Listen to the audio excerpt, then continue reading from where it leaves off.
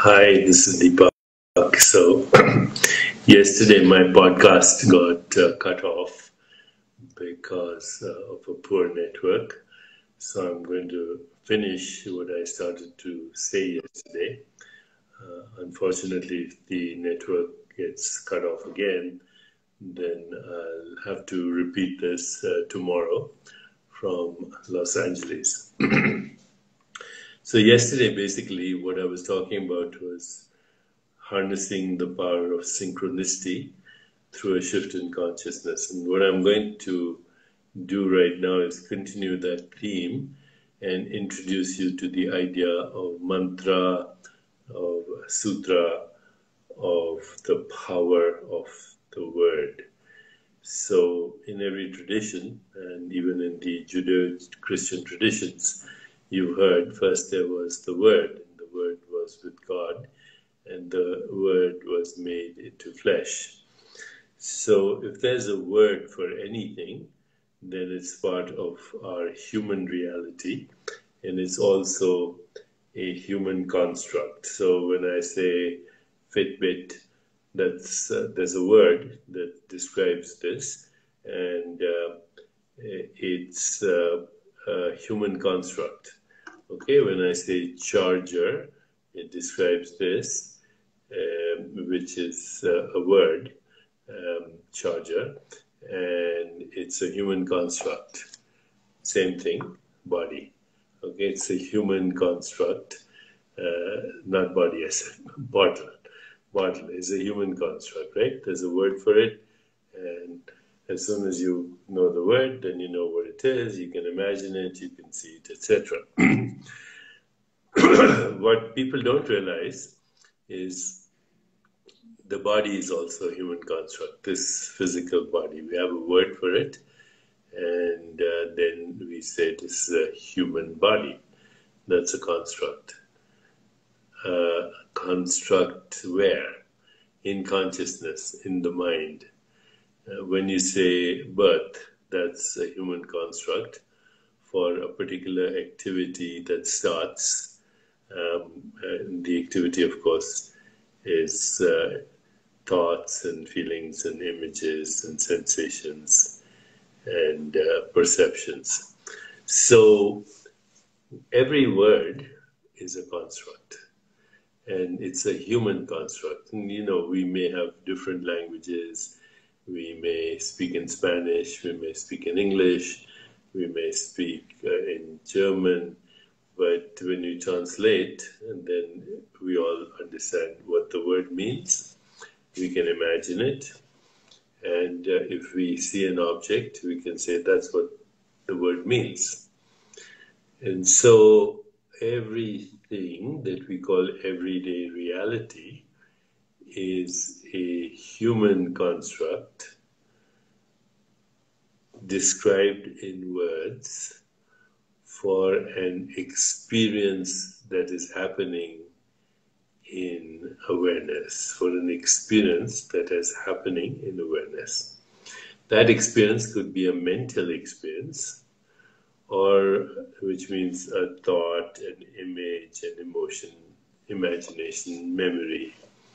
Or it could be what we call a perceptual experience, which means seeing, touching, tasting, smelling, hearing.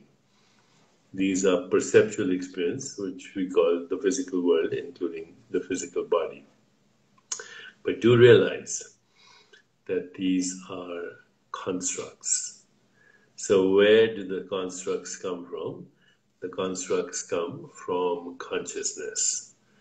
That is why language does not just describe reality. Language creates reality. Language creates reality. When we describe the animal world, giraffe, lion, tiger, dog, bird, those are words made up by human beings for a certain shape or structure or process that is happening in human consciousness. So if you realize this, everyday reality is a human construct. Birth is a human construct. Death is a human construct. body, physical body is a human construct, mind is a human construct, time is a human construct, universe is a human construct, galaxy, stars, sun, moon. These are human constructs to describe human experiences. So Bob Recycle says also from brain structure, Sapolsky. I am afraid I disagree. The brain structure is also a human construct for a perceptual experience of seeing, touching, and so forth. That is a process in consciousness. That's a process in awareness. The brain itself is a human construct. Okay, no other animal uses the word brain to describe an experience. And after all, there are experiences and there's the awareness in which experiences happen. And that's all we can say. The awareness itself modifies itself, modulates itself, expresses itself as words, thoughts, images, sensations, and perceptions.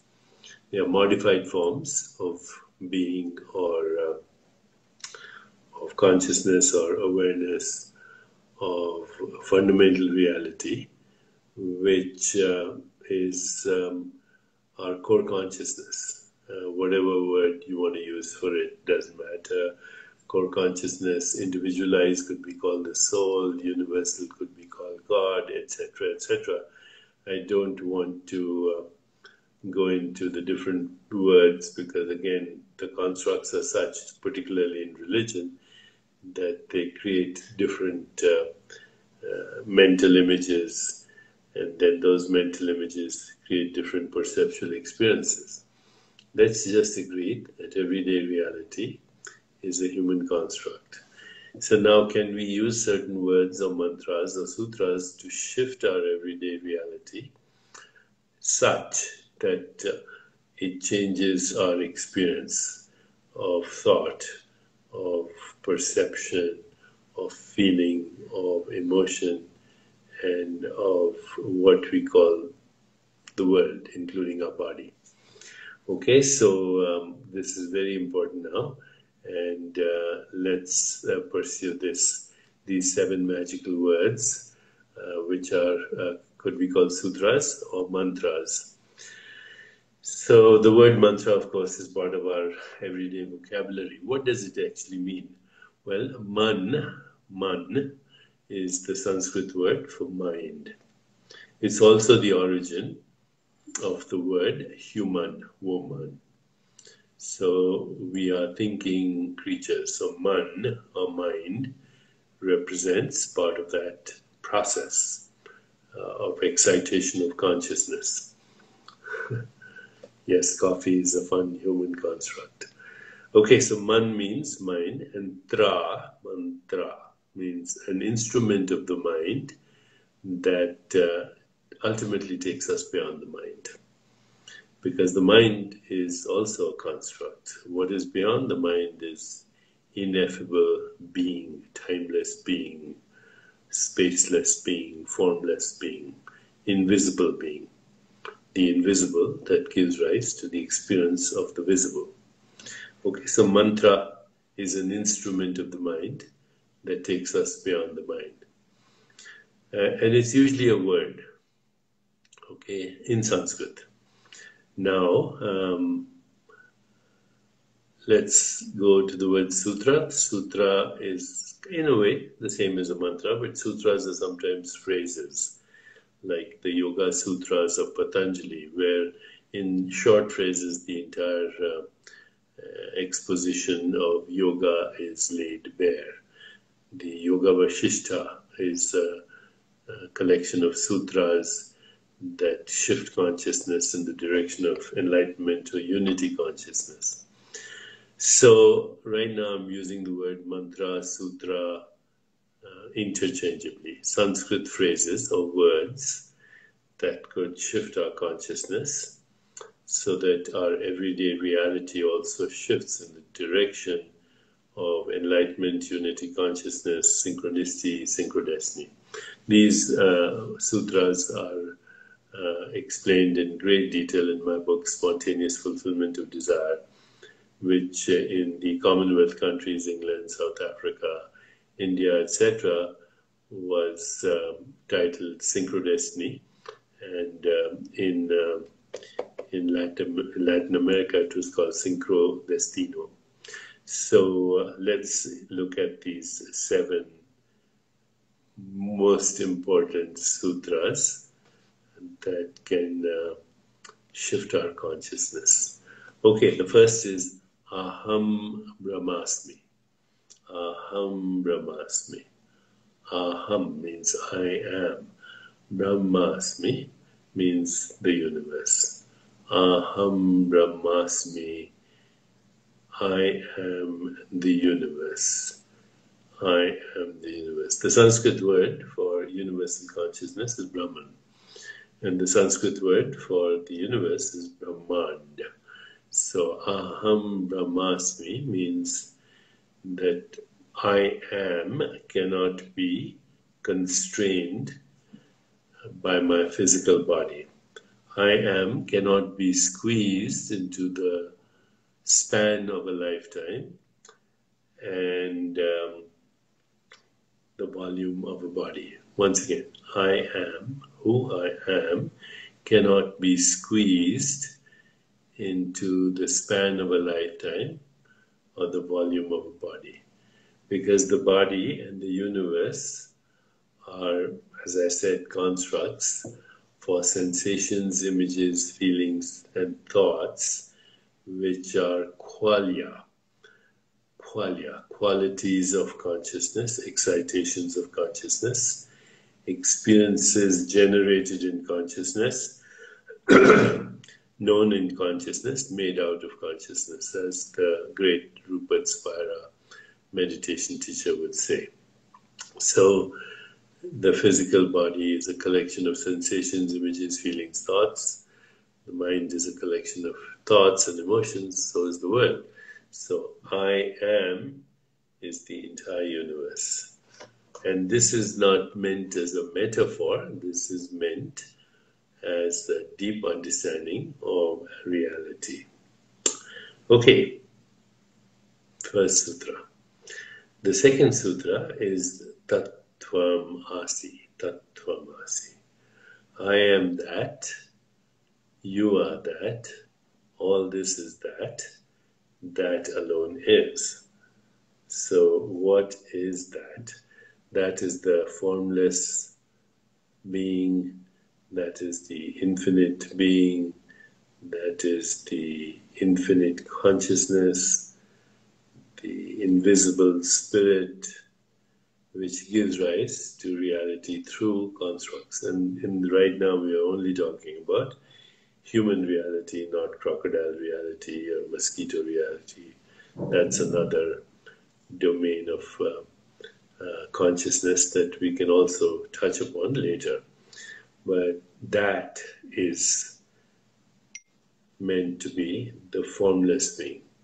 And since it's formless, and since it's boundless, then it is also infinite. So I am the infinite being, you are the infinite being, everyone here is the infinite being, and that is all that exists.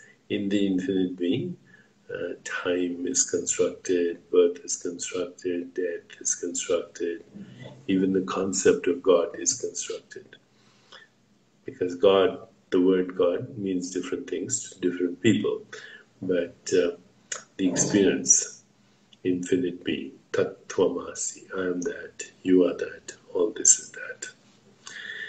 The third mantra, sutra, magical word, which you might want to consider, is, somebody had already said that here, is Sat Chit Ananda. So that also describes the essential reality. Sat means truth. Truth of what? Chit. Chit means awareness, knowingness. And the knowingness is the light of awareness. So Sat, Chit, and then Ananda eternal joy. So your ground state is truth, awareness, and eternal joy. Truth, awareness, eternal joy. Truth of being, infinite being. Awareness, the source of all knowing, knowledge. And Ananda, eternal joy. So that is our essential state, Sat, Chit, Anand. The fourth sutra today I want to share with you is called Sankalp, or if you want, Sankalpa, but Sankalpa is the correct pronunciation. It means subtle intention. These are most subtle intentions that actually create the constructs that we have. Okay? So our subtle intentions are excitations in consciousness, which means intention has infinite organizing power. It comes from a deep level. The deeper you go, the higher you fly. The deeper you go, the higher you fly. So take your intention to the root consciousness, and from there let it ripple across the vast ocean of consciousness and organize its own fulfillment. Okay, Sankalpa. The fifth sutra I want to share with you today is Moksha. Moksha means freedom. Freedom from what? Freedom from all constructs. When you have freedom from all constructs, then you are totally free to construct anything, right? Because freedom of all constructs takes you deep into that reality which we call infinite possibilities, infinite creativity, joy, truth, awareness.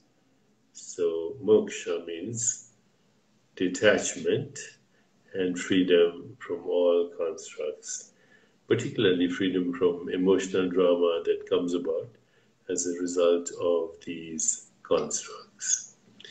And the sixth sutra is Shiva Shakti.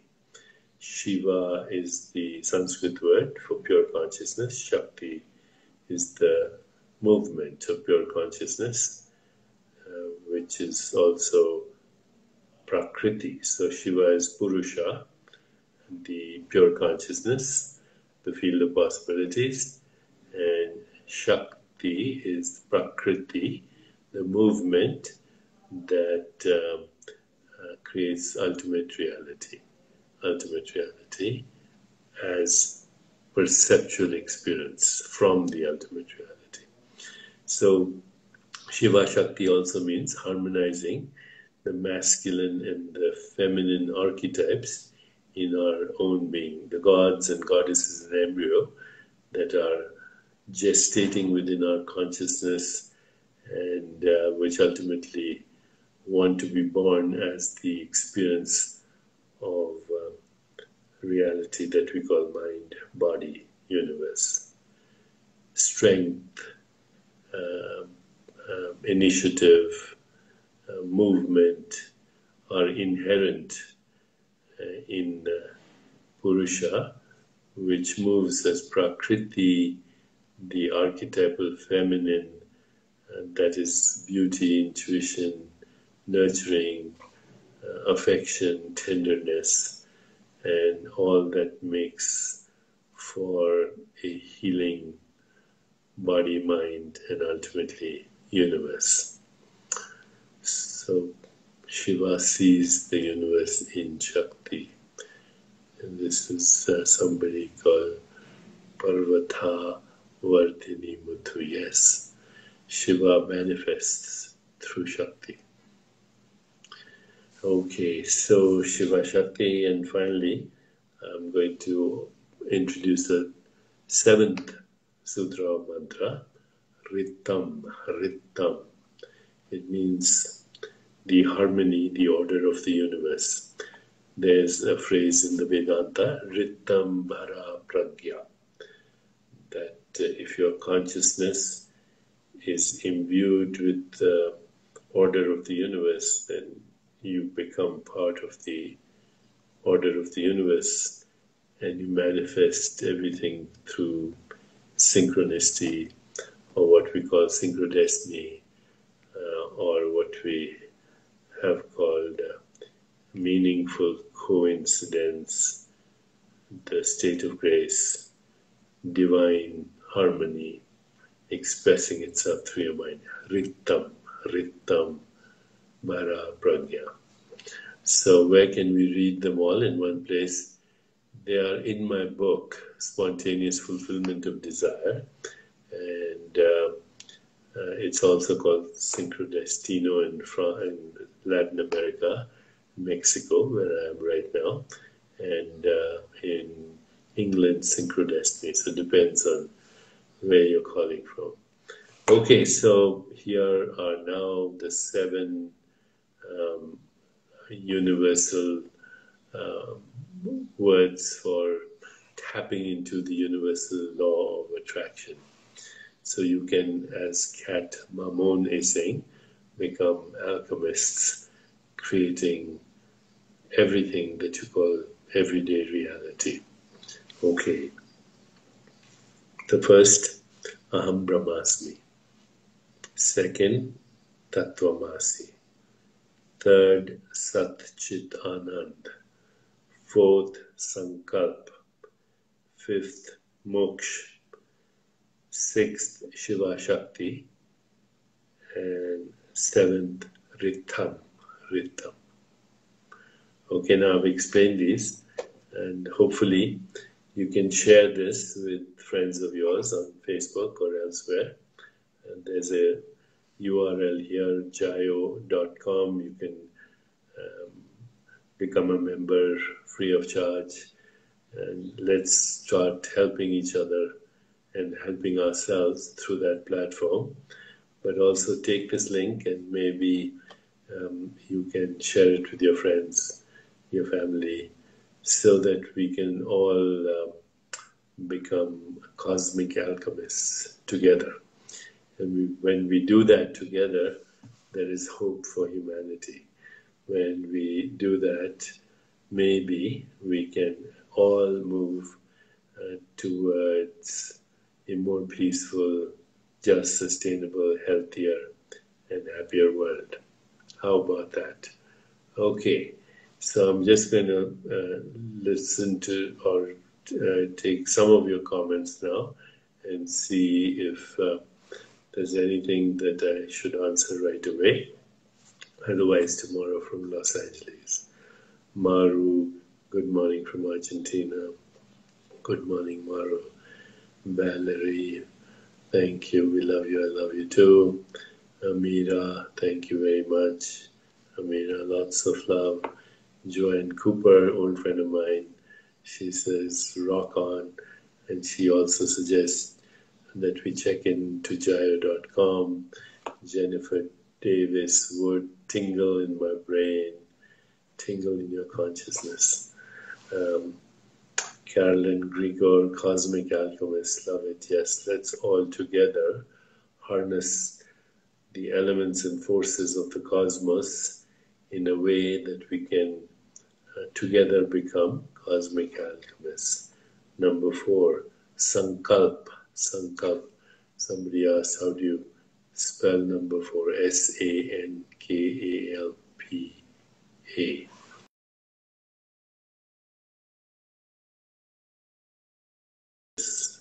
Love and light back